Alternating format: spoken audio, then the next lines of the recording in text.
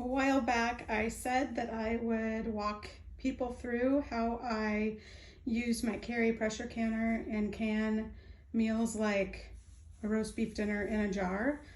Several people expressed interest, so today I'm going to do that. This is the Carey pressure canner. And just to start off, there are only, I think, 3 electric pressure canners rated for pressure canning. You cannot just use your Instant Pot to do this. It is a pressure cooker.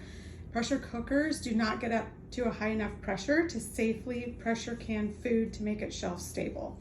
So this was about $100 on Amazon. It and the Nesco brand are basically the exact same machine. It just says Nesco instead of Carey across the top, but otherwise they are exactly the same. And then the other one is a Presto canner that is, I think, around $300, which is why I went with this one. So capacity wise, this can fit 4 quart jars, 5 pints, or I can't remember exactly, but I want to say 10, maybe 9, 10 half pints of the wide mouth variety. I've already put my water in. It uses 8 cups of water, and then I'll walk you through what I'm doing today. I'm going to do roast beef dinner in a jar. Okay, and here is my setup. I've already prepped everything.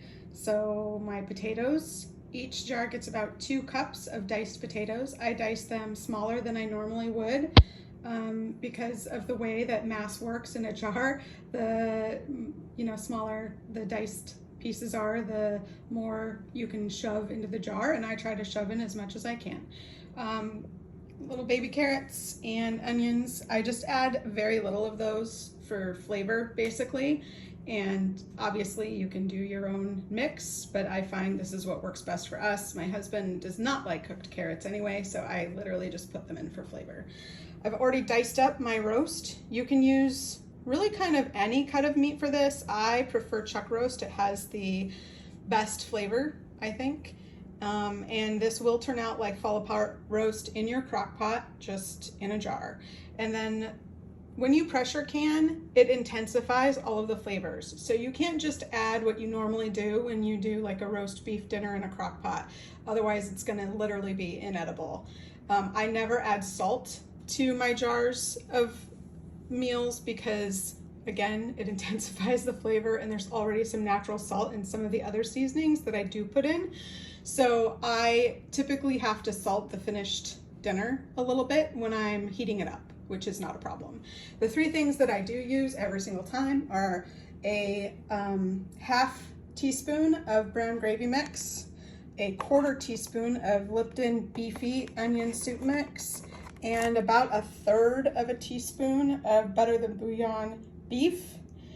And I'll be adding 1/2 cup of water to these jars. You can do it without the beef broth or water because the beef will naturally create its own juices, but I like to make a gravy with the broth, so I add just under 1/2 cup. Like 1/2 cup is too much. You'll see when I do it. You don't want to fill the jars because, again, this beef is going to create its own broth.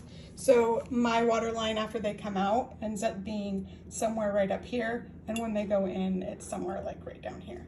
So you can see I've already prepped my jars with my seasonings, and then I'm just going to shove, it's about 2 cups of meat into the bottom of each jar plus the potatoes. So I'm gonna shove the meat, and then I'll record again, and then do the potatoes, and I'll record again, and then I'll show you the finished jars that are prepped and ready to go into the canner. And this is how I compress the meat. I put a little bit in there, and then I just kind of finger press it down so that I can fit more meat in. Obviously, wash your hands before you even start this process. Okay, and once again, you're gonna wanna kind of press down between each layer that you add, and add your food in layers. You can see the meat fills up to about the 2 cup line in the jar, and then I'm gonna get about 2 cups of potatoes in here. And typically I like to use wide mouth jars, always. It's much easier to get your hand in and clean, but this is what I had. I have a bunch of old ball jars that are really nice, that are regular mouth, and this is what I happen to have lying around, so. Okay, and now my jars are full. You can see I've got about 2 cups of potatoes with my 2 cups of meat I've smashed down. I've added a few onions and carrots on top. You do want to leave headspace. Usually you want to leave a little bit more than I did, but I've done this recipe so many times, I know exactly how much I can get away with. And because the meat and potatoes do cook down a little bit, it won't be a problem. And you can see that I did not fill the jars with the water. I did fill them a little bit more than I normally do, but I really don't think it's going to be an issue. As you can see from this finished jar, the fat line there is sitting at the top of the water, or the broth as it is now. So I don't think I'm going to run into any problems with siphoning, siphoning is when some of the juices inside your jars siphon into the pressure cooker itself when it's cooking, and it doesn't really hurt anything necessarily. It just kind of is messy, and I prefer to avoid it. So you do usually want to leave more headspace in your jars, but again, I've done this so many times, I'm pretty confident. So I have already wiped down the rims of all of my jars with a wet paper towel. They used to use vinegar, but they say not to anymore because it will hurt the sticky silicone part of the lid that creates your seal. And then you finger tighten down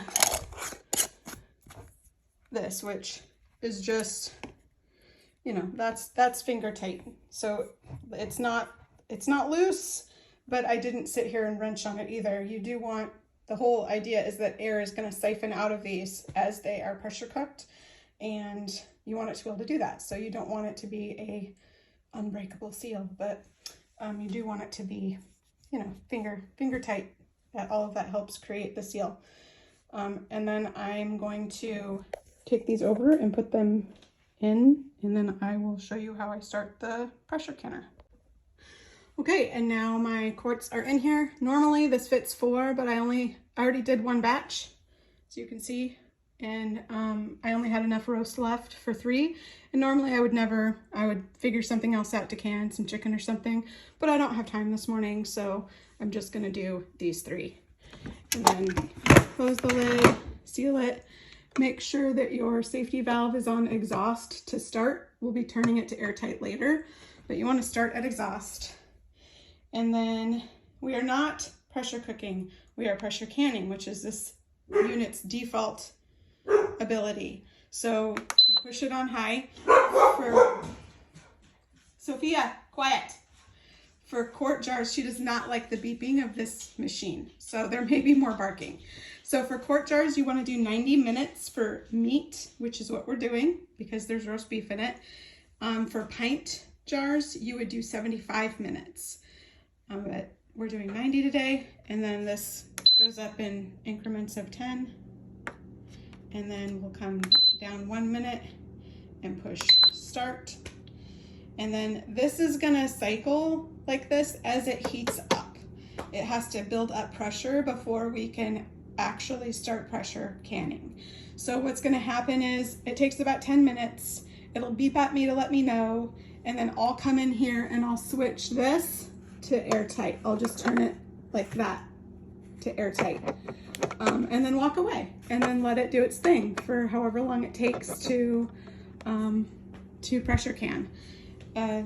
90 minutes, and then you have to let it sit for an hour afterwards to let it naturally depressurize. Never open your pressure canner immediately after it says it's done, and also don't let it sit like overnight or something, because that can lead to a souring of the food for some reason inside, maybe because it's in the heated environment for too long. I don't know, I haven't researched that, I just know that it can happen.